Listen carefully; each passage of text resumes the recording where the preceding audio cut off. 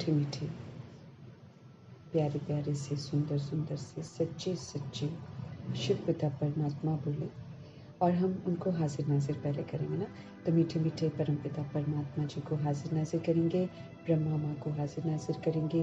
दोनों को हाजिर नाजिर करके हम प्रभु जी के महावाक्य प्रभु जी से ही समझेंगे और आत्मा भाइयों को जो यूनिवर्स की सारी सोल्स हैं, बाबा के बच्चे हैं, उनको भी समर्पित करेंगे। परमात्मा के महावाक्यों की शक्ति हर आत्मा को जागृत करे, हर आत्मा प्रभु से जुड़े, हर आत्मा प्रभु को पहचाने, हर आत्मा पवित्र बने, हर आत्मा सारे विकारों से मुक्त हो। इन्हीं दुआओं के साथ प्रभु जी के महावाक्य सभी को समर्पित करते हुए प्रकृति के प्रति भी समर्पित करेंगे, तत्वों के प्रति भी और वायुमंडल के प्रति भी, क्योंकि इनको भी सतो प्रधान, सतो गुणी और समर्थ बनना है और प्रभु ही बना सकते हैं। तो प्रभु जी की याद में रहकर आत्मा की स्थिति में स्थित होकर हम सभी आत्माएं देखेंगे आज संगम युग की एक और सुबह जो प्रभु ने हमको दी है, उसमें वो हमको किस विधि से संपन्न बनने की शिक्षाएं देते हैं। मीठे मीठे बाबा बोले, मीठे बच्चे, याद के साथ साथ पढ़ाई पर भी पूरा ध्यान देना है। हमको याद भी बाबा को पूरा करना है और साथ में पढ़ाई पर भी पूरा ध्यान देना, क्योंकि कई सोल्स की फिर ये सोच हो जाती है कि नहीं हम योग ही करेंगे, योग से ही तो सब कुछ होना है। योग तो बहुत बहुत महत्वपूर्ण है हमारे लिए, लेकिन पढ़ाई हम जितना पढ़ते जाते हैं, मातेश्वरी बोलती हैं, जितना हम इसकी गहराइयों में जाते हैं उतना हमारा प्रभु के साथ संबंध बहुत गहरा होता चला जाता है, क्योंकि जितना हम समझते जाते हैं उतना हम और प्रभु के समीप जाते हैं। इसीलिए पढ़ाई पर भी पूरा ध्यान देना है, क्योंकि पढ़ाई से ही हम शिक्षित होना है। हमको पढ़ाई से हमको सर्वगुणों से संपन्न बनना है, 16 कला संपूर्ण बनना है, संपूर्ण निर्विकारी बनना है, हमको मर्यादा पुरुषोत्तम बनना है और हमको संपूर्ण अहिंसक बनना है।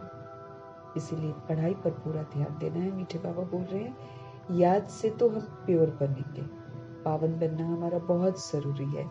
याद से हम प्योर बनेंगे, याद से आत्मा रूपी बैटरी पूरा चार्ज होगी और पढ़ाई से विश्व का मालिक बनेंगे, क्योंकि ये 5 क्वालिफिकेशन करने वाले ही जाकर विश्व के मालिक बनते हैं। उसके लिए तो फिर पढ़ाई बहुत ज़रूरी है। मीठे मीठे बाबा बोले, याद के साथ साथ पढ़ाई पर भी पूरा ध्यान देना है।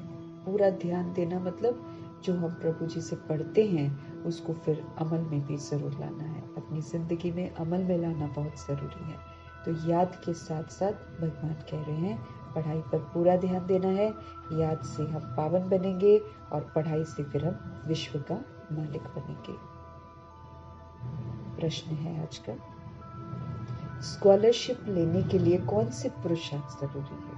अब जब हम प्रभु जी के बनते हैं तो हमको यहाँ मेडल्स भी मिलते हैं, सर्टिफिकेट्स भी मिलते हैं, हमको डिग्री भी मिलती है, हमको स्कॉलरशिप भी मिलती है।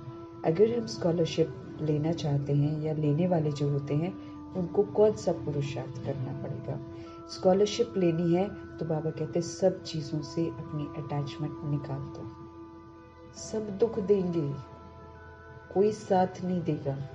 अब उनकी अपनी मजबूरी होगी, वो एक्चुअली सबके पास जो होगा वही वो लोग देंगे। इस समय जो आत्माएं अपने में जो भर रही हैं वही तो देंगी। इसीलिए तो भगवान कहते हैं सब पर ही रहम करना पड़ेगा, अजामिल जैसे पापी पर भी रहम करना पड़ेगा, क्योंकि उसने भरा ही वो है अपने अंदर। अब जो भरा है वो इमर्ज होगा उसका अंत में, इसीलिए क्या करेंगे, उसको क्या बोलेंगे? उसने वही देखा, उसने वही जिया, अब वो अंदर गया, अब वो इमर्ज होकर ये मालूम है कि ये इमर्ज हो जाएगा और खत्म हो जाएगा और फिर ये सोल फिर से पवित्र बन जाएगी। ये वाला थॉट पक्का करना है ना। तो इसलिए भगवान कहते तुम किसी से भी अटैचमेंट मत रखो। स्कॉलरशिप अगर हमको प्रभु जी से लेनी है तो भगवान जी कहते हैं सारी चीज़ों से अपनी अटैचमेंट बिल्कुल निकाल दो। धन, कईयों को धन का अटैचमेंट, अब जो कमाता है भाई उसको धन से अटैचमेंट हो जाती है। वो सोचता है ना कि मैंने इतना जमा किया, इतना मैंने कमाया। देवभान में जो लोग कमाते हैं उनको धन का अट्रैक्शन रहता है, कईयों का फिर बच्चों में अट्रैक्शन होता है, फिर घर में घर बनाया होता तो घर से अट्रैक्शन। अब कितने इंटरेस्ट के साथ कई लोग तो कितने अच्छे से घर बनाते हैं, उसमें क्या क्या सोच सोच के दूरदर्शी बनकर उसमें बहुत सारी फैसिलिटीज़ भी जो होती हैं वो भी अपने लिए इकट्ठा करते हैं, है ना। बड़ा बहुत पैसे लगाकर बहुत मेहनत करके घर बनाते हैं, तो सबको अटैचमेंट हो जाती है धन से, बच्चों से, घर से आदि। बाबा कहते हैं किसी से भी तुम्हारा अगर ममत्व है उसको निकाल दो। कोई भी चीज याद नहीं आनी चाहिए। अगर वो याद है तो बुद्धि उसमें अटकी है, प्रभु की नहीं बनी। अब यहाँ है कि एक बाप दूसरा न कोई, अब धन भी दूसरा है, बच्चे भी दूसरे हैं, घर भी दूसरा है। तो यहाँ तो एक बाप दूसरा न कोई की विधि अपनानी है, तब जाकर हम पवित्र बन सकते हैं। नहीं तो इधर भी अटका है मन और उधर भी अटका है मन, तो वो तो फिर हम प्रभु प्राप्ति तो कर ही नहीं सकते, क्योंकि प्रभु जी को पूरा चाहिए। अब नो एक्सक्यूजेस, बहुत हो गया। बाबा कहते हैं एक्सट्रीम हम पतित बन जाते हैं, तो अब हमको जो है बाबा का पूरा बनना है, अपने दिल चित्त में प्रभु को बिठाना है। इसमें फिर कोई जो है और नहीं बैठना चाहिए, कोई भी देहधारी बैठना नहीं चाहिए, कोई भी जो स्थूल चीजें हमने जमा कर रखी हैं वो भी हमारे बुद्धि में नहीं बैठ। आखिर तो विनाशी है ना, हमको सबको पता ही चल गया कि जो भी दिखाई दे रहा है, चाहे वो शरीर है, चाहे वो रिश्ते हैं, चाहे वो संबंध है, चाहे वो धन दौलत है, चाहे वो घर है, जो भी आंखों से दिखाई दे रहा है सारा का सारा खलास हो जाएगा। इसीलिए पहले से ही बाबा कहते हैं इससे अटैचमेंट हटा दो, इसको प्रभु की अमानत समझो, तो फिर ये तो मेरी है ही नहीं, ऐसा सोचेंगे ना, तो फिर अपने आप हमको वो याद नहीं आए। याद आने से मेरे को ये समझना है कि ना तो मुझे वो चीज़ मिलेगी। अगर मैं याद भी करती हूँ, अगर कोई रिश्ता याद करती हूँ, तो वो रिश्ता मेरे को थोड़ी मिलेगा। रिश्ते तो सभी खत्म होने, ये तो एक रोल है ड्रामा में जो खत्म होना है। वो शरीर मुझे मिल जाएगा कि आखिर तो शरीर जो छोड़ेंगे फिर हम लोग जला देते हैं, हम लोग रखते तो नहीं है। तो फिर सब तो छूट जाना है, बाबा कहते हैं पहले ही बोलते हैं छूट जाना है। तो इसलिए फिर याद क्यों करें? याद किया तो वो भी नहीं मिलेगा, और याद नहीं किया तो मेरी दुर्गति भी हो जाएगी। उधर याद किया वो मेरे को मिलेगा भी नहीं, और इधर प्रभु को याद नहीं किया दुर्गति हो जाएगी, अच्छा जन्म नहीं मिलेगा, प्रजा में बहुत पीछे चले जाएंगे, लो प्रजा, गरीब प्रजा। बाबा ने बोला ना, भासना अंदर जरूर रहती है कि मैं एक प्रजा हूँ, फीलिंग, दुख नहीं होएगा वहां पर, लेकिन एक अंदर में फीलिंग कि मैं प्रजा हूं ना, ये वाली तो अंदर फीलिंग रहेगी, अभाव अंदर से महसूस होगा, और बाबा से प्यार भी नहीं मिलेगा।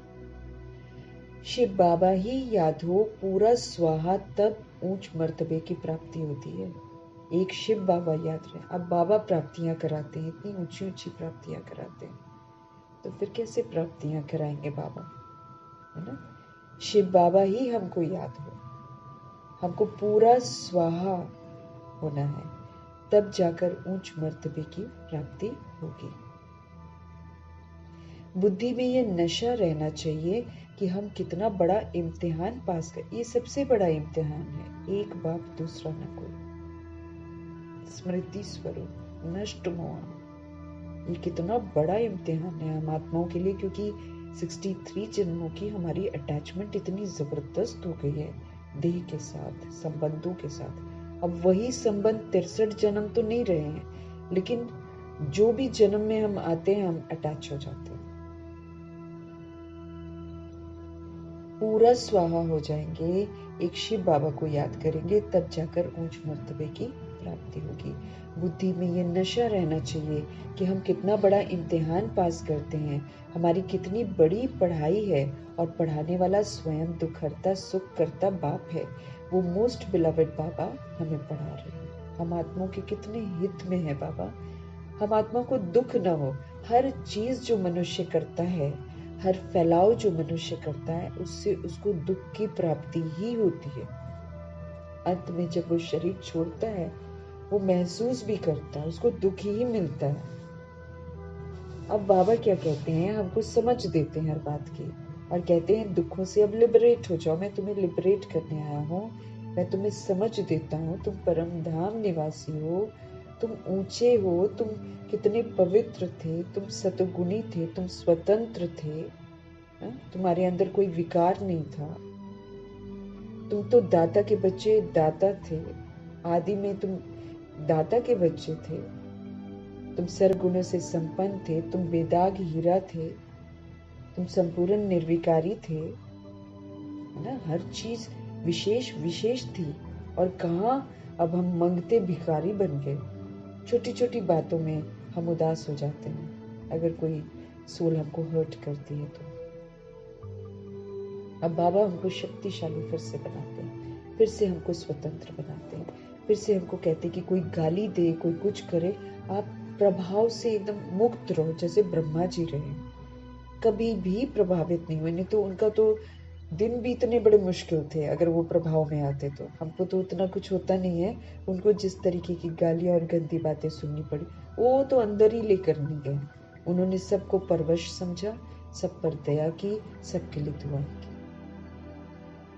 इस तरह वो ना जगत जीत बन गए, कहीं भी वो प्रभाव में नहीं। ऐसे ही बाबा हमको भी, हम कमजोर बन गए हैं इसलिए हम प्रभाव में आ जाते हैं, हम गुलाम बन गए हैं। अब हमको सारी गुलामियों से मुक्त होना है, फिर से मुझे स्वतंत्र आत्मा बनना है, निर्बंधन आत्मा बनना है। आखिर तो हमें वापस घर जाना ही, हम चाहें चाहे नहीं चाहें, जाना तो है ना। लेकिन इज्जत से जाए वो मायने बहुत रखता है। बेइज्जत होकर जाए, मार खाकर जाए, मच्छरों मिसल जाए, उससे तो बेहतर है ना भगवान की शिक्षाओं पर चलकर अच्छे बनकर फिर बाबा के साथ वापस घर जाए।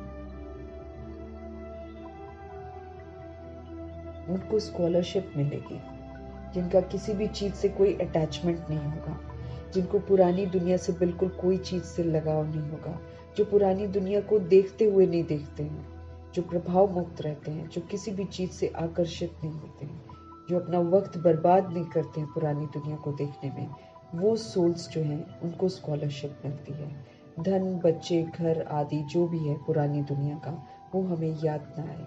शिव बाबा ही हमको याद रहे, हम पूरा स्वाहा हो जाए, तब जाकर हमको ऊंच मर्तबे की प्राप्ति होगी।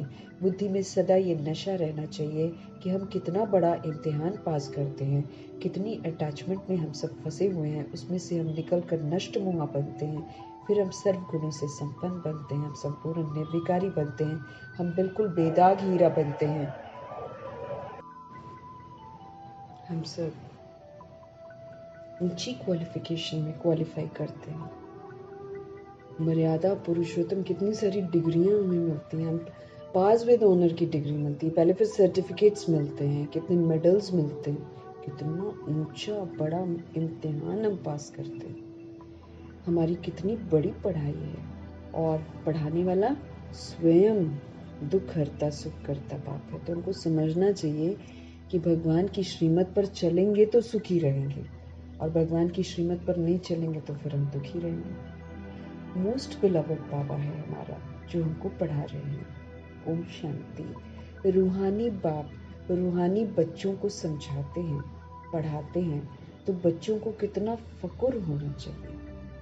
रूहों के पिता, हम रूहानी बच्चों को, हम रूहों को समझाते हैं, पढ़ाते हैं, तो हमको कितना फक्र होना चाहिए कि भगवान हमें पढ़ा रहे हैं, हमारा रूहानी बाप हमें पढ़ा रहे हैं। पढ़ती तो आत्मा है ना, आत्मा संस्कार लेकर जाती है। हम बॉडीज थोड़ी पढ़ते हैं, हम तो आत्मा है ना, तो आत्मा पढ़ती है, आत्मा संस्कार लेकर जाती है। अब वो वाली जो दुनियावी पढ़ाई है ना, वो तो इस जन्म में पढ़ी, अगर खुदा न खास्ता कोई हादसा में वो सोल अपनी बॉडी को छोड़ देती है, तो फिर क्या करते हैं, वो छोड़ देती है, उस दोबारा जन्म लेगी, उसको फिर से पढ़ना पड़ेगा।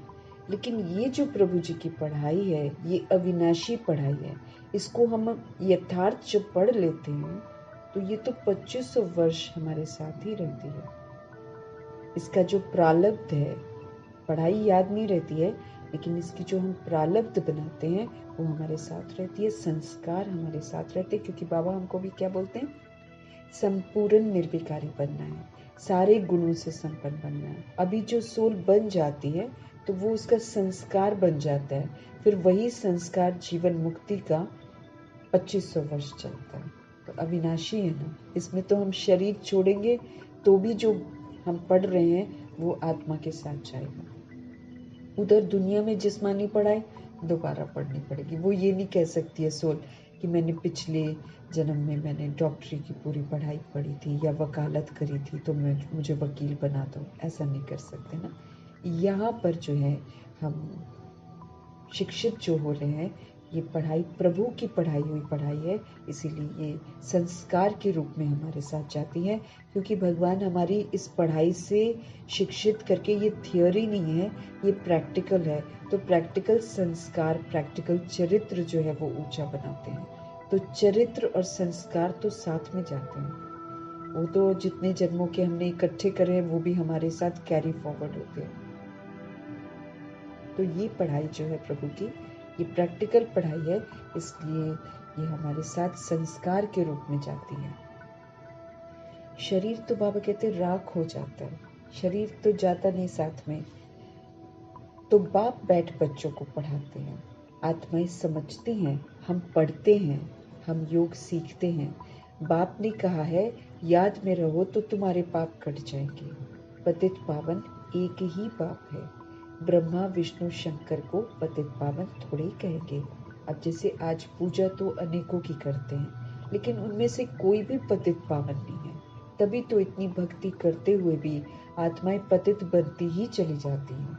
अगर वो जड़ चित्र पतित पावन होते तो हम पावन हो गए होते ना। वो तो थोड़ी देर के लिए वहां पर जाकर अच्छा फील करती हैं सोल्स, और उनकी पवित्रता की जो यादगार है उसके सामने अपने को तुच्छ समझती हैं। बाकी तो आकर तो फिर वो पतित बनते ही बनते हैं। तो मीठे बाबा ही पतित पावन है बस। तो जाहिर सी बात है कि हम पतित हैं और हमको पावन बनना है, तो याद किसको करना है? जो पतित पावन है। बाकी जो हम पहले किसी को याद करते होते थे, हमको तो देवताओं को भी याद नहीं करना है। हमें तो ब्रह्मा विष्णु शंकर को भी याद नहीं करना है, कृष्ण को याद नहीं करना है, नारायण को याद नहीं करना है, देवियों को याद नहीं करना है। अब थोड़ी हमको याद करना है। बाबा कहते तुम देवी देवता बनो, और कैसे बनेंगे? वो तो फिर शिव पिता परमात्मा की याद में रहकर ही बन सकते, अदरवाइज तो नहीं बन सकते। वही पतित पावन है। समझ दे रहे हैं कि क्यों सब तरफ से बुद्धि को हटाना है। अब किसी को बाबा कहते डायरेक्टली मत बोलो कि भक्ति छोड़ दो, लेकिन पहले एहसास दिलाओ ना, पहले बाबा की समझ दो। समझ से फिर सोल खुद ही रियलाइज करेगी, अच्छा पतित पावन तो एक शिव बाबा है और हम सब पतित हैं, हमको पावन बनना है, तो मेरे को याद किसको करना है? शिव बाबा। बाकी किसी, हम देवी देवता को याद करके भी पावन नहीं बन सकते हैं, तो हम देहधारियों को याद क्यों करें? हम देहधारियों का संग क्यों करें? हम देहधारियों का संग करके गिर जाते हैं। हमको किसी का संग नहीं करना है। जैसे कल परसों भी बाबा, संगठन में रहना है, वो तो रहना है, वो अलग बात है। बुद्धि का योग एक बाबा के साथ होना चाहिए। वो मेरा फिर किसी से प्रभावित नहीं होना चाहिए। मुझे किसी से अटैचमेंट नहीं रखनी है। अलौकिक में भी किसी के पीछे नहीं चलना है। सब प्रभु से पढ़ रहे हैं, कोई आगे है कोई पीछे है, ये नहीं देखना है। अपने को देखना है, हम क्या कर रहे हैं। तो जब हम ब्रह्मा विष्णु शंकर को, और जब हम अन्य जो दैवी गुण वाले यादगार हैं, देवताएं हैं, जब उनको भी याद करके हम पावन नहीं बन सकते हैं, तो फिर हम देहधारियों को भी क्यों याद करें? इस समय मुझे किसी भी देहधारी का संग नहीं करना है, क्योंकि देहधारी सारे उल्टे मार्ग पर चल रहे हैं। अगर मैं उनका संग, मुझे तो उनको भी उल्टे मार्ग से हटाकर सीधे मार्ग पर लाने की सेवा करनी है।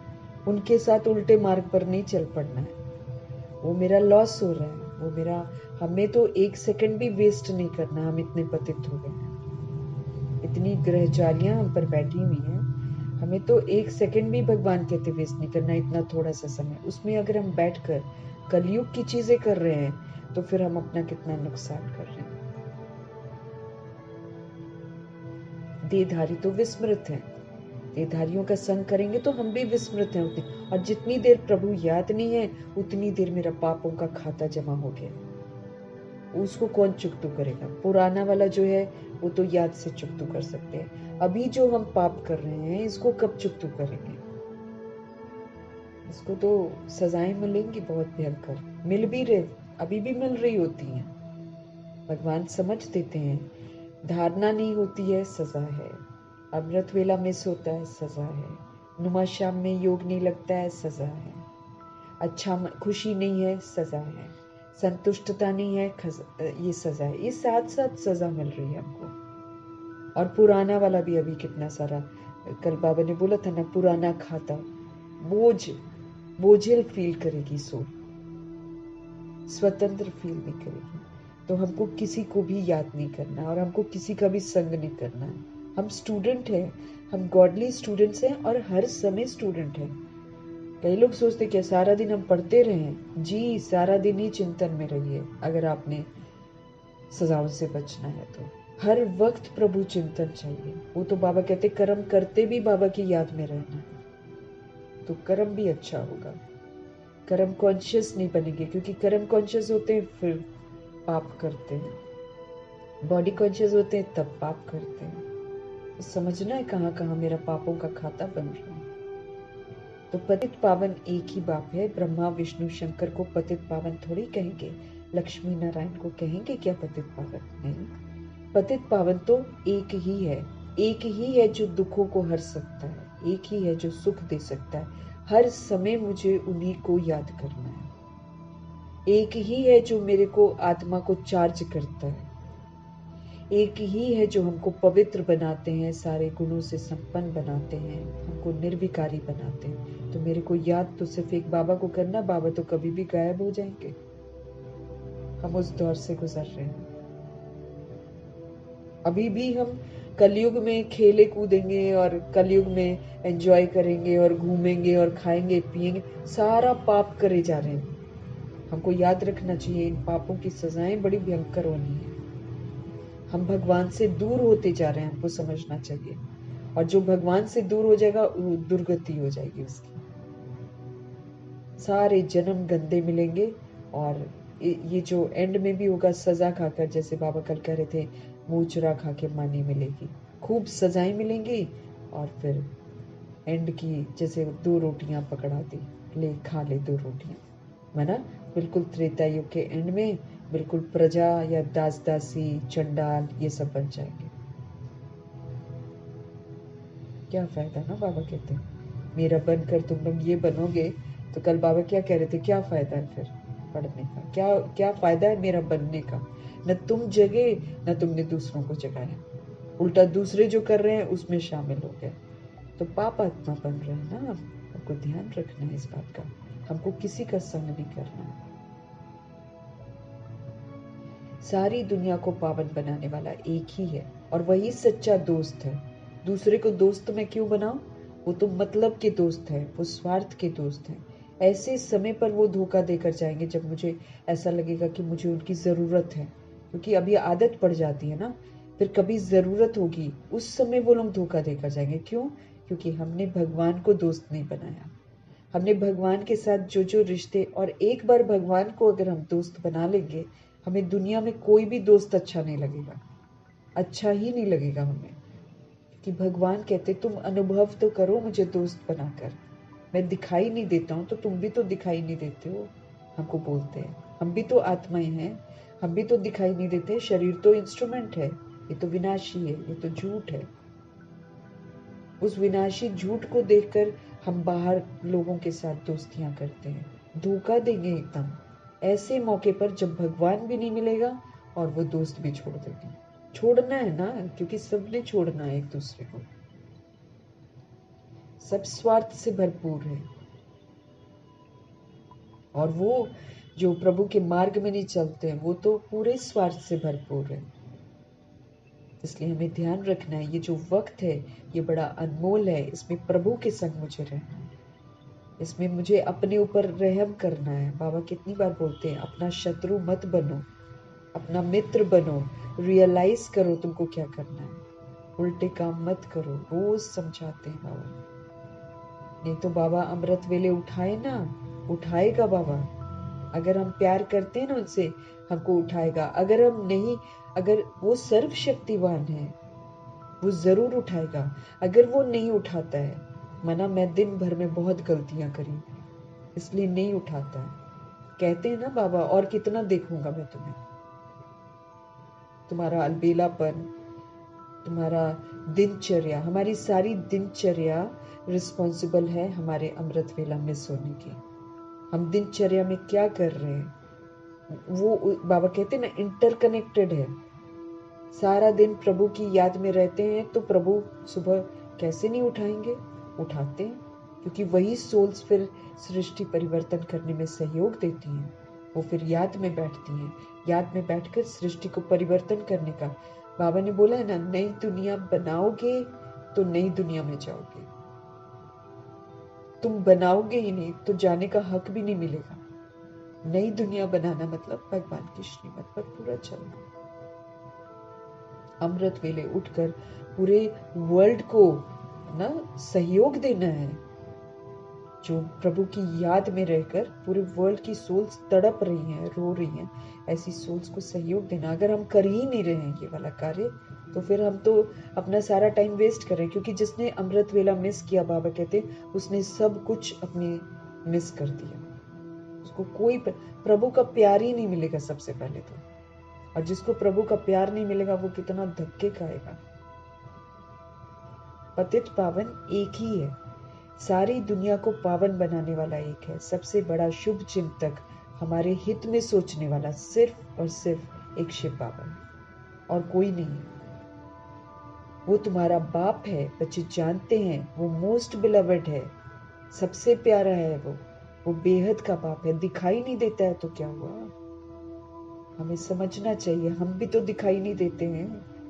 देह के भान और अभिमान में बैठे, ये तो राख हो जाएगी देह, ये तो मर जाती है, इसका क्या अभिमान करना है? रूह तो सुप्रीम रूह का बच्चा है, बेहद का बाप है प्रभु, जिसको भक्ति मार्ग में याद भी करते आए हैं।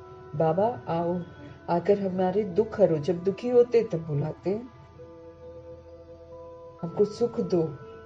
सृष्टि तो वही है, इस चक्र में तो सबको आना ही है। हमने अब पाठ बजाया हुआ है, हमने रिकॉर्डिंग करी हुई है, इसलिए हम तो इसमें आएंगे ही आएंगे, निकल नहीं सकते इसमें से। इस चक्र में तो सबको आना ही है। 84 का चक्र भी बाप ने समझाया है। आत्मा ही तो संस्कार लेकर जाती है। अब जो भी मैं कर रही हूं वो मेरा संस्कार बन रहा है। अगर मैं श्रीमत के विपरीत चल रही हूं, मेरा संस्कार बन रहा है। और जो भी हम देख रहे हैं यही इमर्ज होगा, ये हमको प्रभु की याद में रहने नहीं देगा और सारी हमारी दुर्गति करा देगा। साधन तो बंद हो जाएंगे। हम जो साधन अपनाते हैं, अपना टाइम पास करते हैं, ये साधन जब बंद हो जाएंगे। अभी मैंने इन साधनों के से जो सिर्फ सेवा ही करनी है, इन साधनों से बाबा बोलते हैं ये साधन बने ही सेवा के लिए है। असुर में सेवा खत्म, साधन बंद। क्या करेंगे फिर हम उस समय? अगर मैंने अभी जीता नहीं होगा, बाबा से स्टैंप नहीं लगवाया होगा, इसको यूटिलाइज नहीं किया होगा, तो फिर क्या होगा? इसी में दिमाग रहेगा और दुर्गति हो जाएगी। इस चक्र में तो सबको आना ही है, बाबा कहते हैं। 84 का चक्र भी बाप ने समझाया है। आत्मा ही संस्कार लेकर जाती है। आत्मा जानती है इस मृत्यु लोक से अमर लोक में अथवा नर्क से स्वर्ग में जाने के लिए हम पढ़ते हैं। हमको ये समझना है कि ये नर्क है दुनिया और हमको स्वर्ग में जाना है। अब नर्क से स्वर्ग में अगर जाना है तो नर्क के साथ कोई अटैचमेंट नहीं होनी चाहिए, न लोगों से और न यहाँ के जो भी मनोरंजन के साधन बने हुए हैं। ये सारा का सारा देह अभिमान है, ये हमको देह अभिमान में लाता है। ये आत्मा को परमात्मा से दूर करे जा रहा है। दुनियावी आकर्षण, दुनियावी मनोरंजन जो है ना, हम किसी काम का कोई काम नहीं कर रहे हैं। हम उल्टा वायुमंडल को और खराब कर रहे हैं, हिंसात्मक बना रहे हैं, उत्तेजना वाला बना रहे हैं। हमारी वजह से कितनी सारी सोल्स इसी में वक्त बर्बाद कर रही है। वक्त बर्बाद है ना, ये तो अनमोल संगम युग का समय है जिसको हम बर्बाद कर रहे हैं। जबकि पापों का बोझा कितना सिर पर है, कौन उतारेगा? फिर धर्मराजपुरी में अटक जाएंगे, जहाँ खाने को नहीं मिलेगा, पीने को नहीं मिलेगा, गंदगी ही गंदगी सब तरफ होगी। कुछ भी नहीं खरीद पाएंगे। बाबा ने बोला ना, एक गली से दूसरी गली नहीं जा पाएंगे तो हम क्या खरीदेंगे? कुछ भी नहीं खरीद पाएंगे, साधन बंद हो जाएंगे ऑनलाइन कुछ आएगा नहीं। ऐसे समय में फिर बाबा मदद नहीं करेंगे। सारी मदद जो उस समय की है वो मुझे अभी कमानी है। कैसे कमाएंगे? बाबा का कहना मान के। पुरानी दुनिया से बिल्कुल मुख मोड़ लेना है। वो नर्क है, नर्कवासी हैं जिनके साथ हम संग करते हैं, तो उनके संग करेंगे तो हम भी नर्कवासी बनेंगे उन्हीं की तरह, और वो उलहने भी दे जाएंगे एंड में।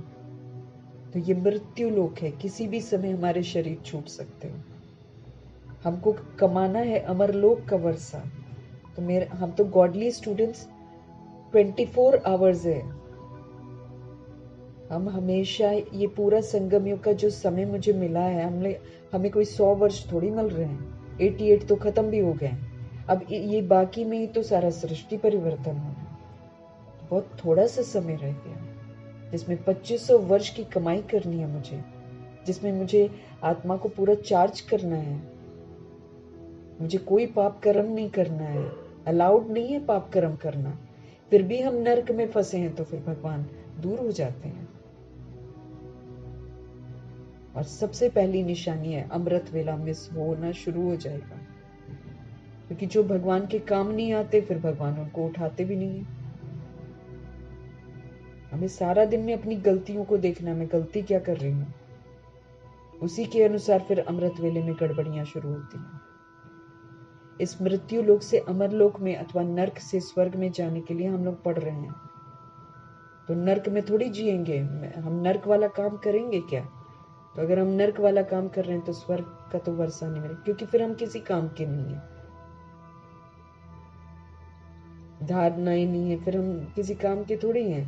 भगवान फिर क्या कहेगा, ये तो मेरे काम का ही नहीं है, फिर उठाते नहीं है, सोते रहो। हमें बहुत डर लगना चाहिए कि हम उठ नहीं पा रहे हैं, तो माना हम भगवान से दूर हो गए, भगवान मेरे को उठा नहीं रहा है। एक फिक्र हो जानी चाहिए अंदर। और जिससे भगवान दूर हो जाएगा उसकी तो जिंदगी नर्क बनने वाली है आगे चलकर, तो मुसीबतों में फंस जाएंगे वो लोग। इस मृत्यु लोक से अमर लोक में अथवा नर्क से स्वर्ग में जाने के लिए हम पढ़ते हैं। बाप आते हैं तुम बच्चों को फिर से विश्व का मालिक बनाने के लिए। तुम कितना बड़ा इम्तिहान पास कर रहे हो, बड़े से बड़ा बाप पढ़ा रहे हैं, ऑलमाइटी अथॉरिटी है, उनसे ऊपर कोई नहीं है। ऐसे बाप के साथ इंटरेस्ट नहीं है, दोस्तों के साथ इंटरेस्ट है, दुनिया के साथ इंटरेस्ट है। पुरानी गंदी दुनिया अच्छी लग रही है, उसमें वक्त बिता रहे हैं, उसको देख रहे हैं। ये मीडिया तो एक बहुत बड़ा वो है ना, अगर हम इसको सही विधि से यूज नहीं करते हैं तो ये हमको गुमराह करने के लिए सबसे बड़ी चीज है।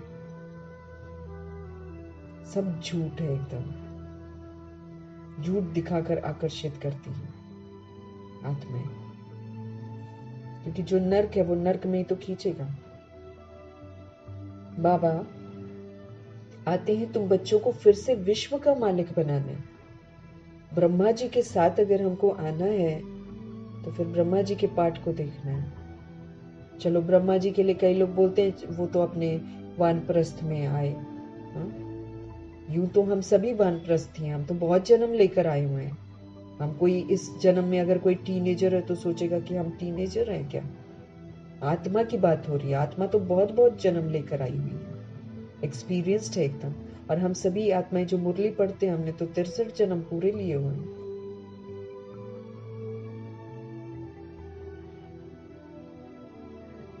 तो ये कोई एक थोड़ी, चलो ठीक है, फिर भी लोग बोलते हैं बाबा तो, ब्रह्मा बाबा तो अपने पूरा स्टेज क्रॉस करके फिर आए। हम मातेश्वरी को ले सकते हैं, मातेश्वरी तो टीनेजर वाले शरीर में थी। हम गुलजार दादी को ले सकते हैं, वो 9 वर्ष के शरीर में थी। और हम प्रकाशमणि दादी को ले सकते हैं, वो 6 वर्ष के शरीर में थी। हमने तो आत्माएं सोचती हैं हमने क्या देखा है, हमने तो अभी ये नहीं देखा। अरे नर्क में देखना क्या है? मम्मा तो हमेशा यही बोलती थी, नर्क में देखना क्या है, इसमें तो कुछ देखने लायक नहीं है।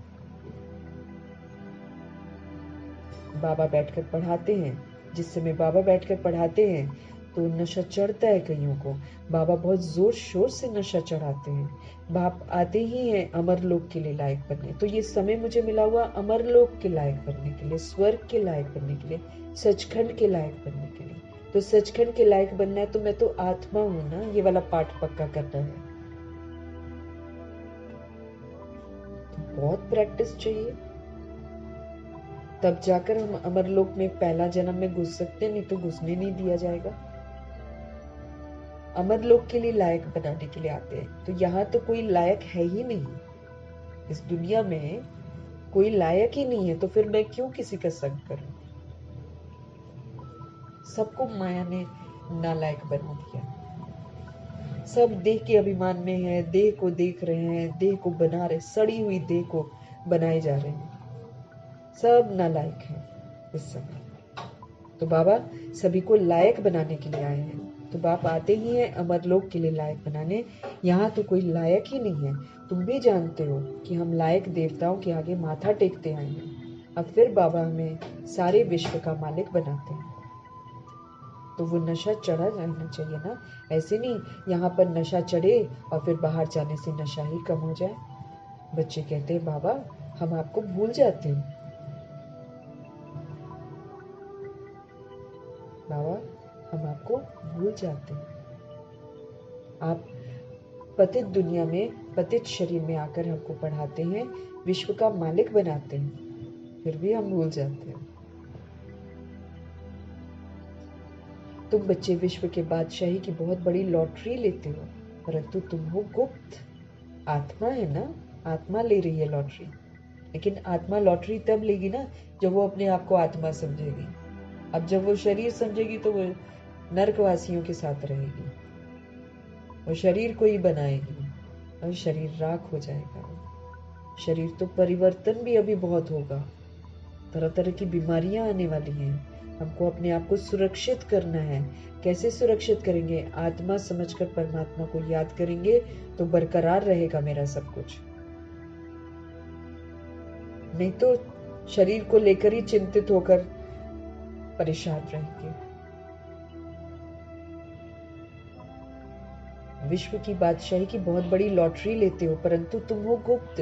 तो ऐसी ऊंची पढ़ाई पर अच्छी रीति ध्यान देना चाहिए। सिर्फ याद की यात्रा से काम नहीं चलेगा, पढ़ाई भी जरूरी है। 84 का चक्र कैसे लगाते हैं ये बुद्धि में हमारे फिरना चाहिए, ताकि हमको पता रहे कि क्या समझकर हम गिरे हैं और क्या समझकर हम उठे थे। क्योंकि 84 के चक्र में सब कुछ आ जाता है, उसमें संगम युग भी दिखाया गया है। तो संगम युग में हम कैसे ऊंच बनते हैं? अपने को आत्मा समझकर परमात्मा की याद में रहकर हम ऊंच बनते हैं। और बाकी सृष्टि चक्र में जो हम गिरते हैं द्वापर युग से, वहाँ शरीर की आंखों को देखते देखते, नीचे देखते देखते, पूरे शरीर को देखते देखते बिल्कुल गिर जाते हैं, लड़ते हैं, मरते हैं, रोते हैं, दुखी होते हैं, परेशान होते हैं। यहाँ सारा देह समझकर द्वापर युग और कलयुग को हम देख सकते हैं कि कैसे सोल गिरती है नीचे बॉडी को देखते देखते। और उधर देखेंगे संगम युग में कैसे आत्मा समझकर परमात्मा की याद में रहकर कैसे हम उठते हैं। फिर हम सतयुग और त्रेता युग देख सकते हैं कि कैसे देवी देवता बनकर रहते हैं। दुख का वहां पर नाम निशान नहीं होता, एकदम परफेक्ट होते हैं वो लोग हर एक चीज में। तुम समझते हो बाबा बड़े जोर से नशा चढ़ाते हैं। तुम्हारे जितना बड़ा आदमी तो कोई बन नहीं सकता। तुम मनुष्य से देवता बन जाते हो, देवता बड़े आदमी हैं।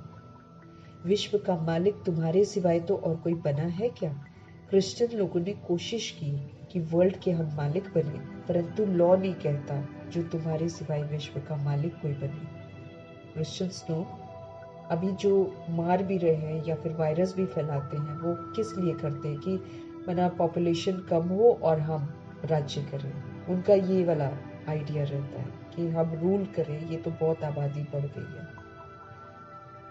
वो हिंसात्मक तरीके से करते हैं। अब क्रिश्चियन अगर सारे के सारे मिल जाएं, बाबा कहते हैं जितने दुनिया में हैं, अगर ये मिल जाएं तो ये राज्य करेंगे, लेकिन लॉ नहीं कहता ना, इसीलिए ये लोग आपस में, क्योंकि क्रिश्चियनिटी देह के भाग में बनाया हुआ धर्म है ना, तो देह के भाग में बनाए हुए धर्म नहीं चलते हैं। वो राज्य नहीं कर सकते, पवित्रता राज्य करेगी। इसीलिए क्रिश्चियनिटी अगर चाहे तो सारे राज्य कर सकते हैं, अगर मिल जाए तो, लेकिन ये खुद ही डिवाइडेड हो गए हैं। इसमें कोई कैथोलिक है, कोई प्रोटेस्टेंट है और कोई कन्वर्टेड है। 3 ग्रुप्स में ये लोग डिवाइड हो गए हैं और ये तीनों ग्रुप एक दूसरे के दुश्मन हैं, आपसी दुश्मनी हो गई है। इसीलिए ना ये मिलते हैं आपस में और ना ये लोग राज्य कर सकते। इसीलिए सृष्टि का लॉ नहीं कहता जो तुम्हारे सिवाय विश्व का मालिक कोई बने। बनाने वाला शिव बाबा है, बाप भी चाहिए ना बनाने वाला, और कोई की ताकत ही नहीं है जो बना सके। तुम बच्चों को बहुत अच्छा दिमाग होना चाहिए, अब समझ होनी चाहिए कि भाई ज्ञान अमृत लेने का ये टाइम है, तो हम कलयुग का विष क्यों लें। तो ज्ञान अमृत का डोज चढ़ाते रहते हैं। सिर्फ इस पर नहीं ठहरना है कि हम बाबा को बहुत याद करते हैं, याद से ही पावन हो जाएंगे, परंतु मर्तबा भी तो पाना है। बाबा कहते हैं पावन तो मतलब कई लोग सोचते सिर्फ पढ़ ही लो, हाँ, कई लोग सोचते सिर्फ याद ही कर लो। बाबा कहते दोनों चाहिए, बहुत जरूरी है, पढ़ाई भी पूरी चाहिए, क्योंकि मम्मा कहती है जब तक आप पूरी पढ़ाई नहीं पढ़ोगे आप इम्तिहान पास नहीं कर सकते। क्योंकि पूरी पढ़ाई ही इसलिए जा रही है ताकि हम पेपरों को पास करें। बाबा हमको एग्जाम की तैयारी करा रहे हैं। एग्जाम मना जो सजाएं खड़ी हैं, जो सृष्टि रूपी ड्रामा और प्रकृति और माया और यमदूत जो करने वाले हैं, वो पेपर है हमारे, उसको पास कराने के लिए भगवान हमको पढ़ा रहे हैं। इसलिए पढ़ाई भी पूरी पढ़नी है हमको। बाबा कहते हैं याद से ही पावन हो जाएंगे, परंतु मर्तबा भी तो पाना है। पावन तो मोचरा खाकर भी सबको होना ही है। समझते रहे भगवान कि पावन तो मोचरा खाकर भी सबको होना है। मोचरा खाकर मतलब सजा खाकर, वो तो सबको पावन बनना पड़ेगा। वो चाहे कोई चाहे, वर्ल्ड की सारी सोल्स को पावन बनना पड़ेगा। लेकिन सबसे ज्यादा सजा किसको मिलेगी? जो भगवान से शिक्षा ले रहे हैं उनको सबसे ज्यादा सजा मिलेगी। बाकी तो फिर हमको देख कर करते हैं ना, उनको दूसरे तरीके की सजा मिलेगी। यहाँ तो शरीर से निकलेंगे नहीं जब तक पवित्र बनेंगे ना। जैसे विदेशी लोग हैं, ये लोग तो बाद में आए ना, तो ये लोग भी पतित तो बन ही गए हैं, लेकिन ये लोग बॉम्ब्स वगैरह से इनके शरीर खत्म हो जाएगा, फटाफट खत्म हो जाएंगे, मतलब देर नहीं लगेगी ना, ज्यादा तड़पेंगे नहीं। इधर जो है, इधर तो हम आत्माएं तो अगर होमवर्क नहीं किया बाबा का पूरा, हमने सारा कुछ नहीं किया, तो शरीर से निकलते समय हमको बहुत दिक्कत होगी। शरीर छूटेंगे नहीं, गलतियां की होंगी तो अटके रहेंगे इसमें, फिर भुगतान पूरा करेंगे तब जाकर मोचरा खाकर। बाबा कहते हैं सबको पवित्र तो बनना ही पड़ेगा। 16,108 33 करोड़ आत्माओं में से 108 आत्माएं पास होती हैं, फिर 9 लाख जो है वो भी चलो क्लियर हो जाती हैं क्योंकि सचखंड में आती है। बाकी को तो सजा मिलती है। मोचरा खाकर ही सबको पवित्र बनना तो पड़ेगा ही, परंतु बाप आए हैं विश्व का मालिक बनाने के लिए भी। जाएंगे तो सभी शांति धाम, वो तो करोड़ों की आबादी जो इस समय मौजूद है सब शांति धाम जाएंगे। जाकर सबको सिर्फ बैठ जाना है क्या? वो तो कोई काम के नहीं है ना। काम के वो हैं जो फिर आकर स्वर्ग में राज्य करते, जो आए यहाँ पर खेला कूदा और कुछ भी नहीं किया और मर आ गए। वो तो बाबा कहते क्या काम के हैं, वो तो जाकर शांति धाम में बैठे रहेंगे। अब जो द्वापर युग कलयुग में आएंगे वो कितना समय ऊपर ही बैठे रहेंगे। लेकिन काम के तो वो है ना जो आकर स्वर्ग में राज्य करते हैं। 111 में जो आते हैं वो है काम के, क्योंकि वो स्वर्ग बनाने की मदद भी करते हैं बाबा की। मम्मा बाबा मदद कर रहे हैं ना, विश्व किशोर भाई मदद कर रहे हैं, दादियां मदद कर रही हैं स्वर्ग बनाने में, इसलिए वो लोग 111 में आएंगे। वो काम के हैं। काम के वो है जो फिर आकर स्वर्ग में राज्य करते हैं। तुम यहाँ आए ही हो स्वर्ग की बादशाही लेने के लिए। तुमको बादशाही थी, लेकिन माया ने फिर छीन ली। आप आ गए देह के भान में, देह के अभिमान में, और बाबा कहते हैं उसने सब कुछ आपका छीन लिया। अब फिर से माया रावण पर हमको जीत पानी है, विश्व का मालिक हमको बनना है। अभी तुमको रावण पर जीत पहनाते हैं क्योंकि तुम रावण राज्य में विकारी बन गए हो। हम सभी विकारी बन गए। अभी भगवान हमको समझ देते हैं ताकि हम विकारों पर जीत पहने, रावण पर जीत पहने। कैसे पहनते हैं? हम रावण को यूज नहीं करेंगे तो समझो कि हमने जीत पहन ली। रावण आएगा बुद्धि में ही तो बैठा हुआ है ये काम, क्रोध, लोभ, मोह, अहंकार, ईर्ष्या, द्वेष, इसके बाल बच्चे सब बुद्धि में हमारे घुस गए हैं। आलस्य, अलबेलापन, व्यर्थ, नकारात्मकता, अपवित्रता सारी बुद्धि के अंदर है। बुद्धि के अंदर रावण बैठा हुआ है। ये तो अति सूक्ष्म है। अब रावण पर जीत पहननी है। अब रावण मेरे अंदर है, इसलिए व्यर्थ भी आता है, नकारात्मकता भी आती है, गंदे सपने भी आते हैं और विकार के थॉट्स भी आते हैं, तरह तरह की ईर्ष्या, द्वेष, सब कुछ आता है। ये आएगा, बाबा कहते हैं, क्योंकि अंदर बैठा है। 63 जन्म में थोड़ा थोड़ा थोड़ा करके हम लोगों ने बहुत, और कलयुग में हमने बहुत धारण कर लिया। अब ये अंदर से बाहर निकलेगा तभी खत्म होएगा। इसीलिए जब ये होता है तो बाबा कहते हैं घबराओ नहीं, बस इसको यूज नहीं करो। जब हम इसको यूज नहीं करते हैं तो हम रावण पर जीत पा लेते हैं। बुराइयां हमारे अंदर बैठी हुई हैं। ये बार बार ये देह का भार, देह का अभिमान आता है, ये मेरे अंदर बैठा हुआ, मैंने धारण किया हुआ है, तो ये मेरे अंदर बैठा है, ये इमर्ज होता रहता है। बस वो जब इमर्ज होता है ना, उस समय मुझे अटेंशन रखना है कि इसको मुझे यूज नहीं करना है, तो मैं जीत जाऊंगी। ऐसे जीतना है हमको समझना है। इस रावण ने हमारे राज्य को छीन लिया, हमको गुलाम बना दिया, हमको परतंत्र बना दिया। आज कोई अच्छा बिहेव नहीं करता, हम कितना दुखी हो जाते हैं, परेशान हो जाते हैं, अपने को ही नुकसान पहुंचाते जा रहे हैं। क्योंकि तुम रावण राज्य में विकारी बन गए हो, इसलिए मनुष्य की बंदर से भेंट की जाती है। हम बंदर मिसल हो गए ना, इसीलिए चलना फिरना, उठना बैठना, बाबा कहते कायदे से करो, क्योंकि संस्कार अभी बना रहे हैं हम। उछल कूद वाला करना ही नहीं है अब काम हमको। हम सत्युग की स्थापना कर रहे हैं। धरती बड़ी परेशान है हम आत्माओं की हरकतों से। हम सोल्स ऊपर से नीचे आए हैं और हमने यहाँ पर तांडव कर रखा है। धरती तंग आ चुकी है हम लोग से। शोर शराबा, वो तो करोड़ों की आबादी शोर शराबा कर रही है, एटलीस्ट हम तो शांत रहें।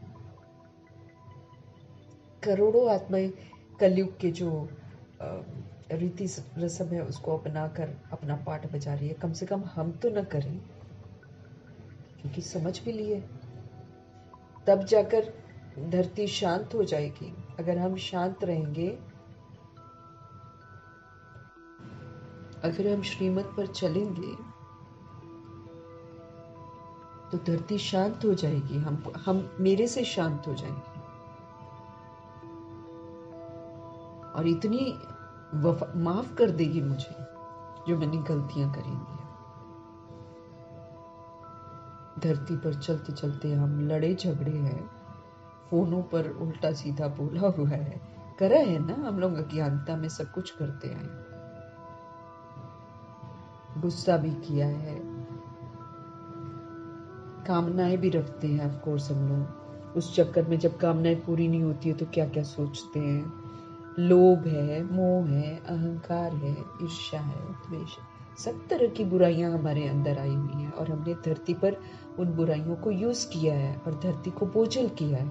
अब जब हम श्रीमत पर चलकर अच्छे बच जाते हैं तो फिर वो जो है शांत हो जाती है। तभी तो जब आपदाएं आती हैं तो वो फिर हमको कष्ट नहीं देती है ना।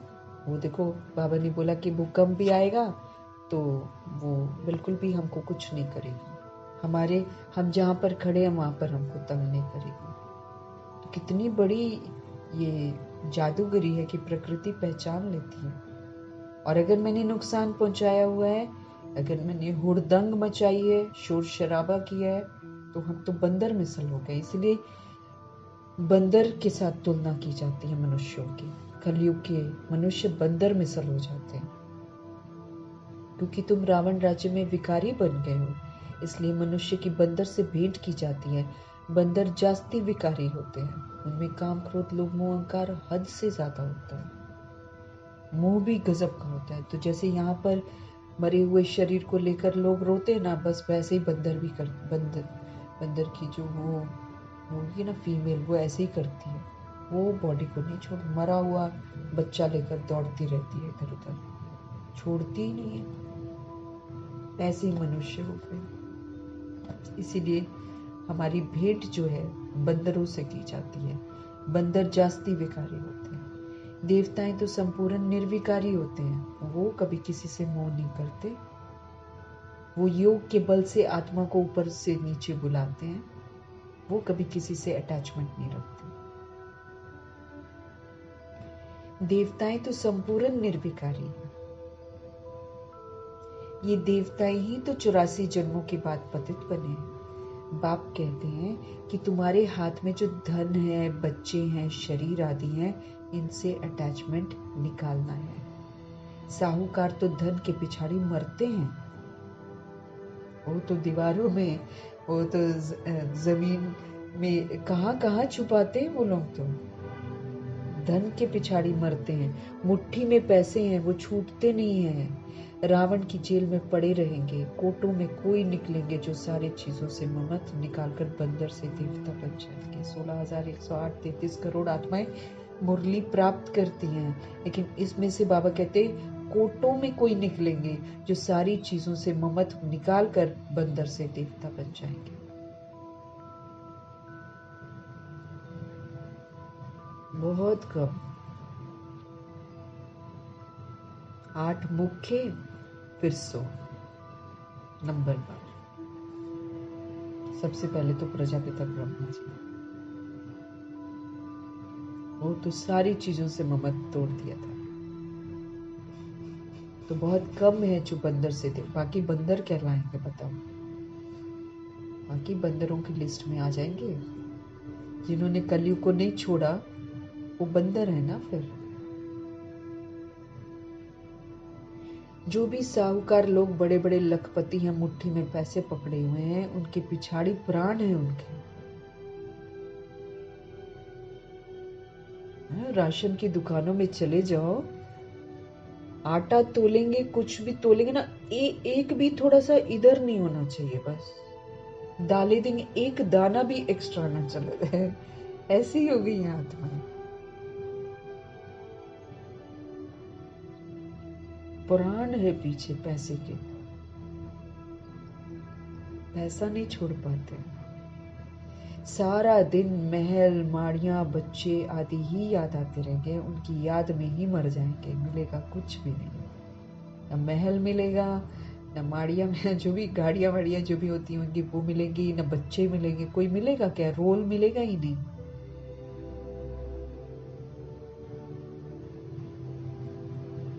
लेकिन उन्हीं की याद में मर जाएंगे। मेरा बच्चा है, मेरा बच्चा है, मेरा। कई लोग ऐसा बहुत करते हैं। लोगों को बड़े अभिमान से बोलते हैं, ये मेरा बच्चा है, ये अभी लंदन से आया है, मेरा है, मेरा। वो भले अंदर से समझता भी ना हो मेरा। ये बच्चे भी आजकल वैसे ही हैं। वो बाहर दूसरों की बहुत सुनेंगे, लेकिन घर की नहीं सुनते ना। तो उनकी याद में ही मर जाएंगे। बाप कहते हैं कि पिछाड़ी में और कोई चीज हमको याद ना आए, सिर्फ माँ में कम याद करो तो जन्म जन्मांतर के पाप तुम्हारे नाश हो जाएंगे। साहूकार के पैसे तो सारे मिट्टी में मिल जाते हैं, क्योंकि पाप के पैसे है ना यहाँ पर। तो आत्मा भाई एक तरफ गरीब है, खाने को नहीं है, एक तरफ ये, इसलिए पाप कहलाता। और वैसे भी ज्यादा पैसा किसी के पास पाप के माध्यम से ही आता है। कलयुग में पाप किए होते हैं ना, नहीं तो जितना काम उतना पैसा वाला वो सिस्टम होता है ना, कि आपने काम किया है, आपने कमाया है ना। लेकिन वो आजकल विधियां वैसी नहीं है। किसी को है तो सब कुछ है, किसी को नहीं है तो बेरोजगारी में आत्माएं घूम रही हैं। पढ़े लिखे भी बेरोजगार घूम रहे हैं। और किसी को है तो जान पहचान है, चाहे कुछ है, कोई औहदा है, तो फिर ऐसे वो करते हैं, मना पाप की कमाई है, जो भी कहो। यहाँ पर बाबा कहते हैं पाप से कमाते हैं। जब तक काम करते तब तक पैसा है, लेकिन कईयों को काम नहीं भी करते तो भी पैसा मिलता है। मजदूर बिल्डिंगें बनाते हैं, ईंटें उठाते हैं, कितनी मेहनत करते हैं, उनको कम मिलता है। जो नक्शा बनाता है, खाली ऑर्डर देता है, वो ज्यादा कमाता है। ऐसे सिस्टम। तो इसीलिए बाबा कहते हैं क्योंकि पाप के पैसे हैं ना सबके, गलत तरीके से ही कमाकर ज्यादा पैसा आता है। ऑनेस्टी वाला के पास पैसा नहीं आएगा।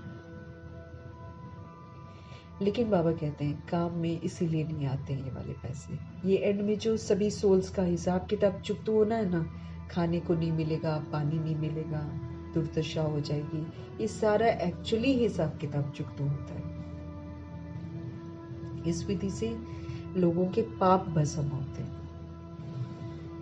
अब अरबों खरबों में आत्माएं हैं, इधर भी मकान, उधर भी मकान, इंग्लैंड में भी मकान, कहाँ कहाँ मकान बना रखे, दुबई में मकान, पैसा, और कितनी कितने जमीनें घेरी हुई हैं। तो सारा जो है ये सभी को फिर इसलिए इसी विधि से सजा मिलती है। बाप कहते हैं हम गरीब निवास हैं, हम गरीबों को साहूकार, साहूकारों को गरीब बना देंगे। बाबा क्या कह रहे हैं?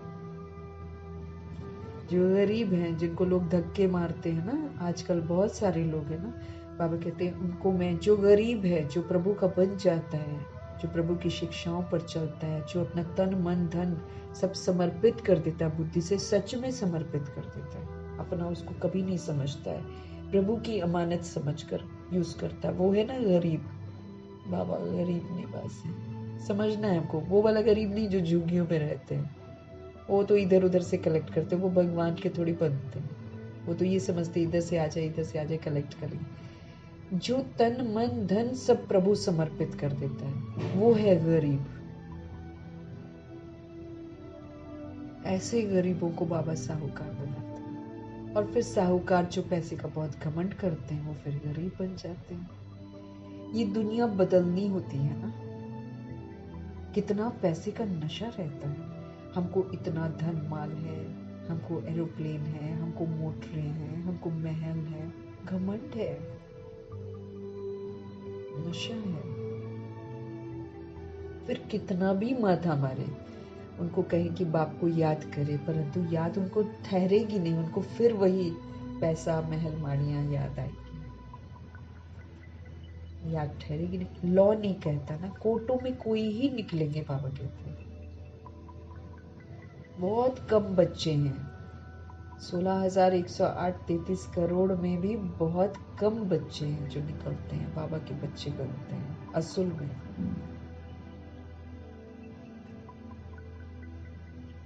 बाकी तो बाबा कहते हैं ना, बाकी तो पैसा ही याद करते रहे। बाप कहते हैं देह सहित जो कुछ देखते हो ना, उन सबको भूल जाओ, इसमें ही अटक पड़े तो ऊंच मर्तबा पा नहीं सकेंगे। बाबा पुरुषार्थ तो कराएंगे ना अपनी तरफ से जितना भी हो सके, इसलिए बोल रहे हैं देह से, अपनी देह सहित जो कुछ भी आप देखते हो ना, उन सब को भूल जाओ, इसमें ही अटक पड़े तो ऊंच मर्तबा पा नहीं सकेंगे। बाबा पुरुषार्थ तो कराएंगे ना। तुम यहाँ आए हो नर से नारायण बनने, तो इसमें योग भी पूरा चाहिए। कोई भी चीज, न धन न बच्चे आदि कुछ भी याद ना आए सिवाय एक शिव बाबा के, तब तुम ऊंच से ऊंच स्कॉलरशिप ले सकते हो। कोई भी याद, देखो अंत में बाबा कहना इशारे मिलेंगे, अचानक छोड़ने के सब कुछ है ना, उस समय अगर जो है कि याद करेंगे हम, तो हम कहें मिलेगा कुछ भी नहीं हमको, याद करने से कुछ मिल जाएगा क्या? क्या हम बचा लेंगे क्या किसी को? उस समय आप सपोज करो कि मना बाबा इशारा करे कि चलो, ठीक है ना, और कोई सो रहा हो घर में, कोई बैठा हो, कोई अभी कपड़े नहीं पहने, चाहे नहाया धोया नहीं, है ना। ये तो अचानक ही चलना पड़ेगा, चाहे कुछ भी कर रहे हो, ऐसा वाला पेपर होना है। तो हम अगले को बोले कि चलो चलो तैयार हो जाओ, चलो भागते हैं, बाबा ने इशारा कर दिया, वहां निकलते हैं। वो कहे कि हम तो अभी तैयार नहीं हुए हैं, हमने तो अभी नहाया नहीं है, और अगर मैं आत्मा उनके चक्कर में रुक गई तो मैं फेल हूँ, तो मैं फेल हूँ। अब आखिरी ट्रेन जानी हो तो जिस स्थिति में है भाई भाग लो फटाफट, अगर इशारा मिल गया है, क्योंकि एक ही ट्रेन जाएगी मधुबन। उस वो की परीक्षा ऐसी वाली, उस समय हमने देखा कि अरे ये बच्चा तैयार नहीं हुआ, वो तैयार नहीं हुए, अब इनके लिए, तब तो हो गई मेरी दुर्गति। भाग जाना है उस समय बस। कोई तैयार है चाहे नहीं है, उसको कहेंगे नष्ट होगा, उसको कहेंगे ममत्व नहीं है, तब तो मिलेगी स्कॉलरशिप। रह गए तो वो तो डूबेंगे डूबेंगे, हम भी साथ में डूब जाएंगे। सबसे बड़ी बात है हमारी दुर्गति हो जाएगी। इसीलिए न कोई भी चीज हमको याद ना आए, न धन याद आए, न बच्चे याद आए, न कोई और याद आए, सिवाय एक शिव बाबा के। तब जाकर ऊंच ऊंच स्कॉलरशिप हम ले सकते हैं, ऊंच प्राइज हम पा सकते हैं। वो लोग विश्व में, इसीलिए हमको बाबा क्यों बोलते एवर रेडी। हमारी स्टूडेंट लाइफ है, हमको एवर रेडी रहना है, हर घड़ी एवर रेडी रहना। कभी भी ऐलान हो जाएगा निकलो। अब उस समय मैं सोचूं अरे वो धन इकट्ठा कर लें, वो कर लें, तो हम गए। जो है भाग लो बाबा के साथ बस। इकट्ठा करने लगेंगे, बिल्डिंग ही गिर जाएगी, उसी के नीचे धस जाएंगे, इकट्ठा करते ही रह जाएंगे, अंदर में कुछ मिलेगा नहीं। इसलिए धन से भी कोई अटैचमेंट नहीं, ऐसे भी काम नहीं आने वाला है, और ना रिश्तों से कोई अटैचमेंट होनी चाहिए हमारी। अब सब अपना अपना पुरुषार्थ कर रहे हैं। अब कोई ढीला पुरुषार्थ कर रहे हैं, वो तो ढीला ही रहेगा, वो तो भागेगा नहीं, तो उसके चक्कर में हम थोड़ी रुक जाएंगे, हमको भाग जाना है। यही तो परीक्षा होगी हमारी। वो लोग विश्व में शांति की राय देते हैं तो पाई पैसे का मेडल मिल जाता है। वहां पर दुनिया में जैसे लोग होते हैं ना, उसमें ही खुश हो जाते हैं। अभी तुमको क्या प्राइज मिलती है? दुनिया में थोड़ा कुछ करेंगे, थोड़ा मेडल मिल जाएगा, बस उसी में इतराते रहेंगे कि मेडल मिल गया, उसी में खुश हो जाते हैं। तुम विश्व के मालिक बनते हो, और भगवान जी कितना बड़ा प्राइज देते हैं, पूरे विश्व का मालिक बना देते हैं। ऐसे नहीं हम 5-6 घंटा याद में रहते हैं तो बस ये लक्ष्मी नारायण बन जाएंगे। नहीं, बहुत मेहनत करनी है। हमको कलयुग तो देखना ही नहीं है, हमको कलयुग में तो टाइम नहीं बिताना है, हमको तो बहुत मेहनत करनी है। एक शिव बाबा की ही याद रहे और कुछ भी मुझे याद न आए। तुम बहुत बहुत बड़े देवता बन रहे हो। ऐसे ही बन जाएंगे क्या? शिक्षाओं पर चलेंगे तभी तो बनेंगे ना। बाप ने समझाया है, तुम ही पूज्य थे, फिर माया ने पुजारी पतित बना दिया है। तुमको लोग कहते हैं तुम ब्रह्मा को देवता मानते हो या भगवान मानते हो। बोलो, हम तो कहते नहीं है कि ब्रह्मा भगवान है। तुम आकर समझो तो सही। तुम्हारे पास अच्छे से अच्छे चित्र हैं, त्रिमूर्ति, गोला, झाड़ का चित्र है सबसे नंबर 1। शुरुआत के यही तो 2 चित्र है, यही तुम्हारे बहुत काम में आने के। लक्ष्मी नारायण का चित्र तुम विलायत में ले जाओ, उनसे तो ज्ञान उठा नहीं सकेंगे। अगर लक्ष्मी नारायण ले जाएंगे विलायत में, उनको क्या पता लक्ष्मी नारायण को, अंग्रेजों को। आप उनको गोले का चित्र दिखाएंगे, त्रिमूर्ति दिखाएंगे, झाड़, जब कल्प वृक्ष दिखाएंगे तब जाकर उनके पल्ले पड़ेगा। तो सबसे मुख्य चित्र जो है त्रिमूर्ति, गोला और झाड़ का, इसमें दिखाया गया है कौन कौन कब आते हैं। आदि सनातन देवी देवता धर्म कब खत्म होता है, फिर एक धर्म की स्थापना कौन आकर करते हैं, और सब धर्म खलास हो जाते हैं। सबसे ऊपर में शिव बाबा है, फिर ब्रह्मा सो विष्णु है, विष्णु सो ब्रह्मा है। ये समझानी है ना, उसके लिए ही चित्र बनाए हैं।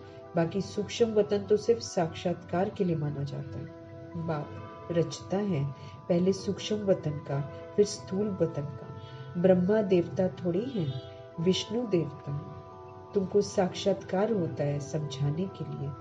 प्रजापिता ब्रह्मा तो यहाँ है ना, ब्रह्मा के साथ है ब्राह्मण, सो फिर देवता बनने वाले हैं। ब्रह्मा के साथ है ब्राह्मण, सो फिर देवता बनने वाले हैं।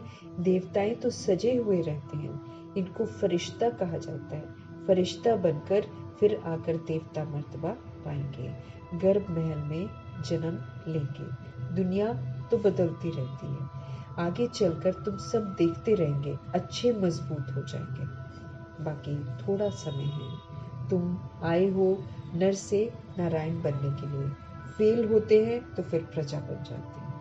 सन्यासी आदि ये बातें समझा न सके, गाते हैं राम राजा राम प्रजा, फिर वहां अधर्म की बातें हो कैसे सकती हैं?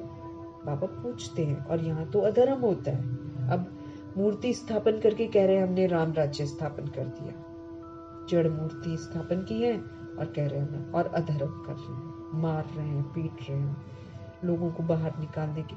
ये तो अधर्म की बात है ना। फिर वहां अधर्म की बातें, जहां राम सीता भी होते हैं वहां भी अधर्म नहीं होता है। ये सब भक्ति मार्ग की बातें हैं, इसलिए गाया जाता है। वहां पर राम को दिखाते रावण के साथ युद्ध कर रहा है, वो भी तो हिंसा हो गई ना, तो ऐसा नहीं होता बाबा कहें। फिर वहां अधर्म की बातें हो कैसे सकती है? ये सब भक्ति मार्ग की बातें हैं, इसलिए गाया जाता है झूठी माया झूठी काया, झूठा ही सारा संसार। क्यों? सब झूठ बोल रहे हैं, सब बॉडी समझ रहे हैं, बॉडी को दिखा रहे हैं, बॉडी की बातें करते हैं, सारा शरीर शरीर शरीर। तो झूठी माया है, जितना भी दुनिया में दिखाई इस समय दे रहा है सारा माया भी है, सब खत्म होने वाला है। झूठी माया, ये जो शरीर है हमारा जिसके लिए इतना अभिमान करे जा रहे हैं, काया काया काया को देखते रहते हैं, इसी को बनाए जा रहे हैं, इसी को संवारे जा रहे हैं, ये भी झूठी है। ये भी कब छोड़नी, मतलब पार्ट मेरा खत्म हो जाएगा, मैं छोड़ दूंगी, तो ये भी मेरे साथ नहीं रहेगी। और संसार ही सारा झूठा है। सब हैं आत्माएं, समझ रहे हैं हम शरीर है, हम फलाने हैं, हम हमारा नाम ये, हम प्राइम मिनिस्टर हैं, हम प्रेसिडेंट हैं, हम हीरो हैं, हम हीरोइन हैं, अभिमान ही अब झूठा संसार। भगवान आकर समझ देते। माया 5 विकारों को कहा जाता है, न कि धन को। लोग सोचते धन है माया, बाबा कहते ये विकार है माया। धन को संपत्ति कहा जाता है, मनुष्य को ये भी पता नहीं है कि माया किसको कहा जाता है। ये बाप मीठे मीठे बच्चों को समझाते हैं। बाप कहते हैं मैं परम आत्मा तुमको अपने से भी ऊंच विश्व का मालिक बनाता हूँ। तुम पढ़ रहे हो, कितनी ऊंची पढ़ाई है। मनुष्य से देवता किए करत न लागी पार। देवताएं होते हैं सतयुग में, मनुष्य होते हैं कलयुग में। तुम अभी संगम पर बैठकर मनुष्य से देवता बन रहे हो, कितना सहज बताते हैं। पवित्र जरूर बनना है तो प्रजा भी बहुत बनानी है। कल्प कल्प तुम इतनी प्रजा बनाते हो जितनी सतयुग में थी। सतयुग था, अब नहीं है, फिर से होगा। ये लक्ष्मी नारायण विश्व के मालिक होंगे। चित्र तो है ना। बाप कहते हैं ये ज्ञान तुमको अभी देता हूँ, फिर ये ज्ञान जो है प्राय लोप हो जाएगा, छिप जाएगा। लेकिन इस ज्ञान से जो बनते हैं वो राज्य करेंगे और फिर आधा कल्प इसके जड़ चित्र बन जाएंगे। इसीलिए इसको प्राय लोप कहते हैं, माने छिप जाता है, लेकिन इसकी प्रालब्ध जो है चैतन्य में भी और यादगार के रूप में भी बनती है। इसलिए ये अविनाशी है ज्ञान, कहीं ना कहीं डायरेक्ट प्रालब्ध और फिर कहीं ना कहीं जड़ चित्र के रूप में इसके यादगार बने रहते हैं। बाप कहते हैं ये ज्ञान तुमको अभी देता हूँ, फिर प्राय लोप हो जाता है। फिर द्वापर में भक्ति शुरू होती है, रावण राज्य आ जाता है। तुम विलायत में भी ये समझा सकते हो कि सृष्टि का चक्र कैसे फिरता है, लक्ष्मी नारायण के चित्र से। और धर्म वालों का तो कनेक्शन है नहीं, इसलिए मीठे बाबा कहते हैं ये त्रिमूर्ति और झाड़ है मुख्य चित्र। ये बहुत फर्स्ट क्लास चित्र है। झाड़ और गोले से समझ जाएंगे ये धर्म कब आएंगे, क्राइस्ट कब आएगा। आधा में है वो सब धर्म, बाकी आधा में हो तुम सूर्यवंशी चंद्रवंशी।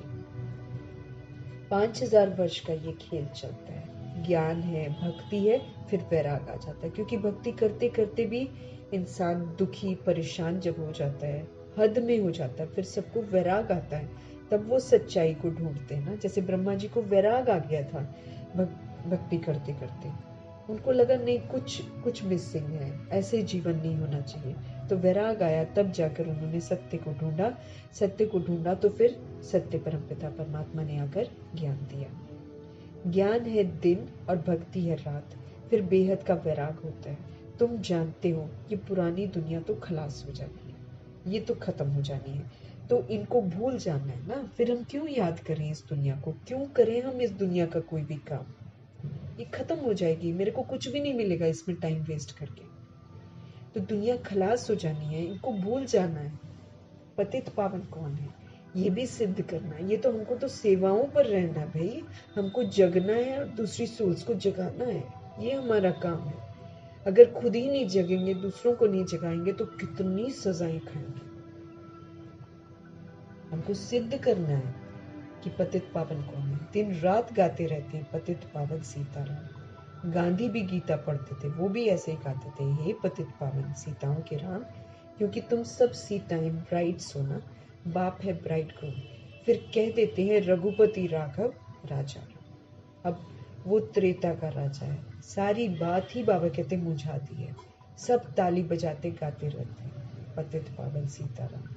हम भी गाते थे, 1 वर्ष खादी का कपड़ा आदि पहना था। ब्रह्मा जी अपनी बातें बता रहे हैं। दादा लेखराज जब थे तो फिर ताली वो भी बजाया करते थे, ऐसे ही गाते थे पतित पावन रघुपति राघव राजा राम।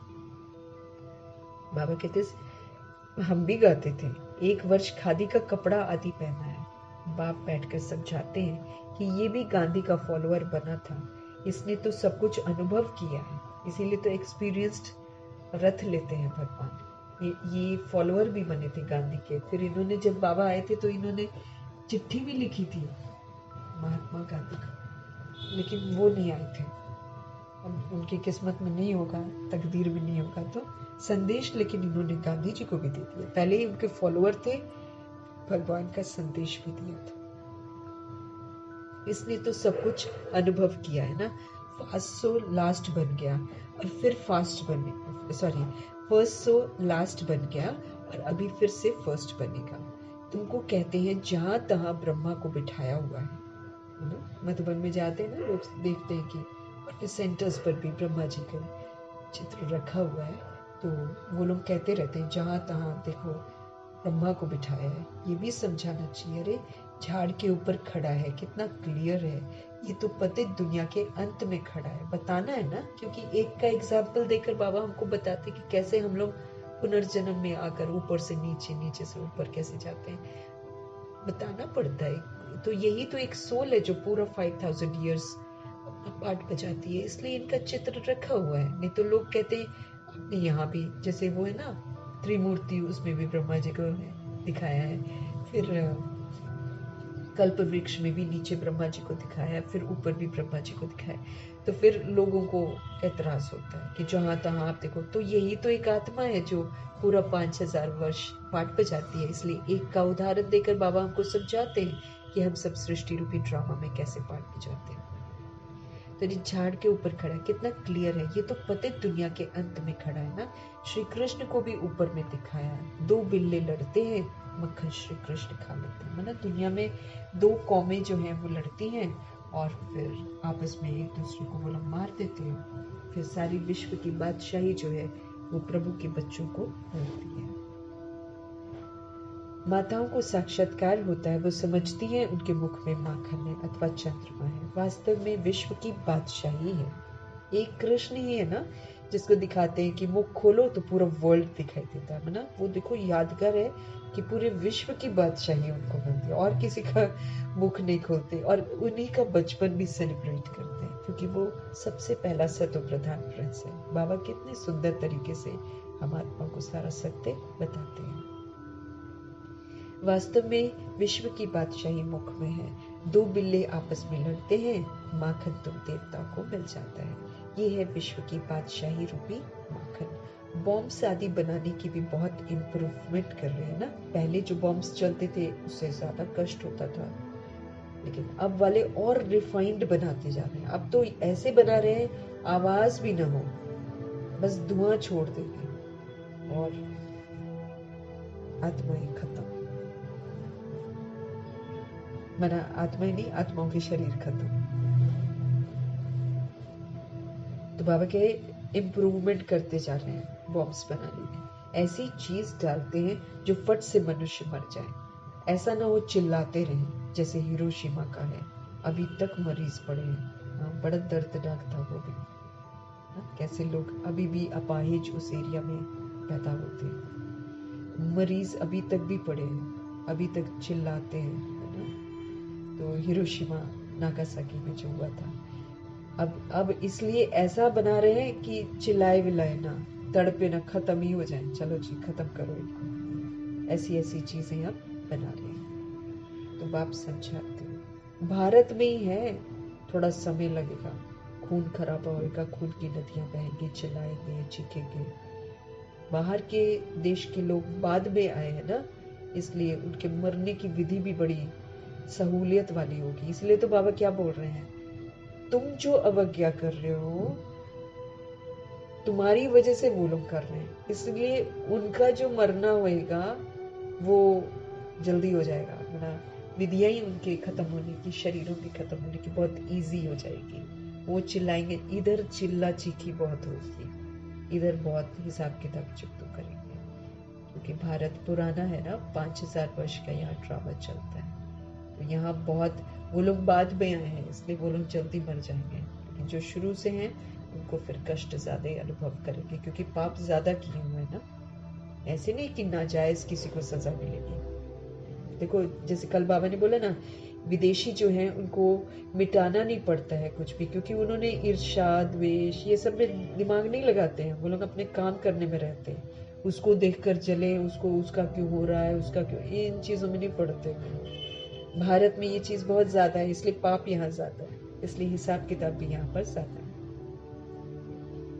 बाबा कहते ऐसी चीज डालते हैं जो फट से मनुष्य मर जाए। ऐसा ना हो चिल्लाते रहे जैसे हिरोशिमा का है, अभी तक मरीज पड़े हैं। तो बाप समझाते हैं, मीठे मीठे बच्चों, आधा कल्प तक तुम सुखी रहते हो, कोई भी प्रकार का लड़ाई झगड़ा नहीं होता है। ये सब पीछे शुरू हुआ है, ये सब नहीं थे, न रहेंगे, चक्र रिपीट होता है। बाप सब अच्छी रीति समझाते हैं, जो बच्चों को पूरी रीति धारण करना है और फिर ईश्वरीय सेवा में लग जाना है। ये तो छीछी दुनिया है, इसको तो विषय वैतरणी नदी कहा जाता है।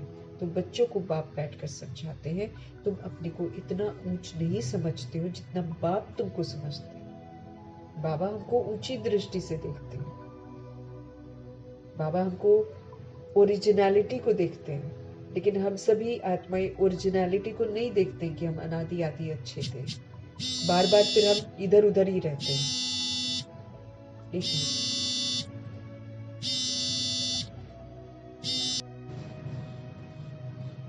तो बच्चों को बाप बैठकर समझाते हैं, तुम अपने को इतना ऊंच नहीं समझते हो जितना बाप तुमको ऊंच समझते हैं। तुम बच्चों को बहुत नशा रहना चाहिए, क्योंकि तुम बहुत ऊंचे कुल के हो। अच्छा, मीठे मीठे से कीलते बच्चों प्रति माता पिता बाप दादा का याद प्यार और गुड मॉर्निंग। रूहानी बाप की रूहानी बच्चों को नमस्ते। हम रूहानी बच्चों की भी रूहानी बाप को दिल से, जान से, सिक से, प्रेम से, स्नेह से, मोहब्बत से, पूरे रिगार्ड से, पूरे अदब से प्यार भरी नमस्ते और तहे दिल से शुक्रिया।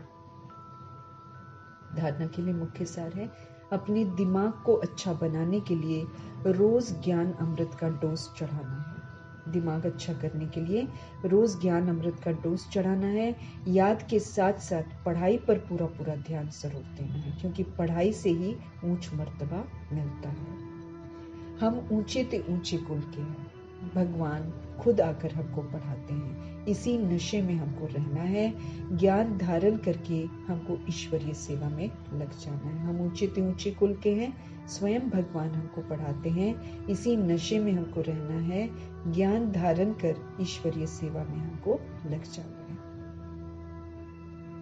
सदगुरु जी का आज का वरदान है, संतुष्टता की विशेषता के द्वारा हर कड़े पेपर में भी सफल होने वाले दृढ़ता संपन्न भव।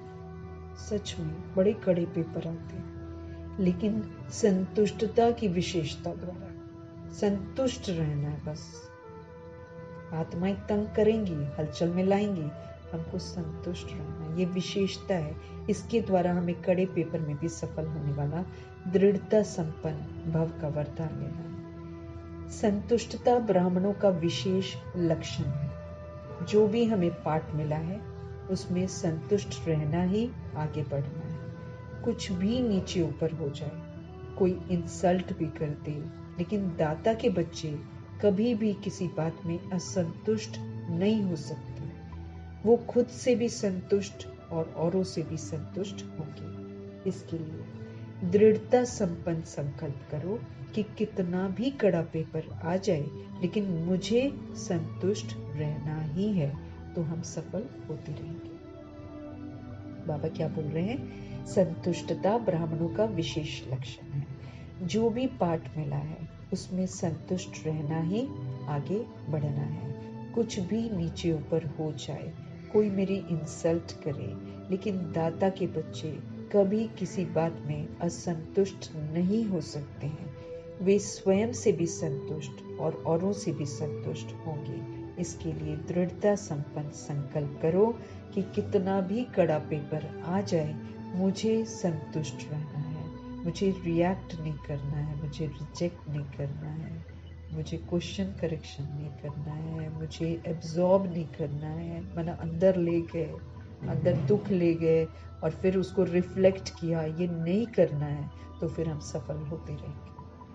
बाबा कह रहे हैं बेइज्जती भी करेंगे, लेकिन हमको इंसल्ट नहीं होना है, संतुष्ट रहना है। स्लोगन है आज का, खुशनुमा वो है जिसके दिल में सदा खुशी का सूर्य उदय रहता है। इसको कहेंगे खुशनुमा? जिसके दिल में सदा खुशी का सूर्य उदय रहता है, वो सदा जो खुश रहता है उसको खुशनुमा कहते हैं। मीठे मीठे परमपिता परमात्मा जी का धन्यवाद करेंगे। ब्रह्मा माँ का धन्यवाद, जगदम्बा माँ का धन्यवाद, अष्टरत्नों का धन्यवाद, नवग्रहों का धन्यवाद, और प्रकृति का धन्यवाद, तत्वों का धन्यवाद, रामा का धन्यवाद,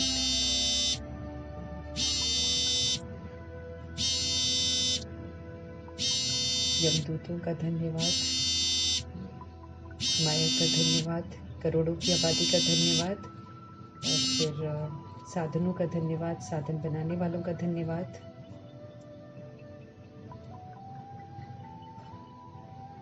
अविनाशी खजानों का धन्यवाद, साथ में रहने वाली सोल्स का धन्यवाद, सहयोगी आत्माओं का धन्यवाद, अनमोल संगम युग के समय का धन्यवाद, शरीर रूपी इंस्ट्रूमेंट का धन्यवाद,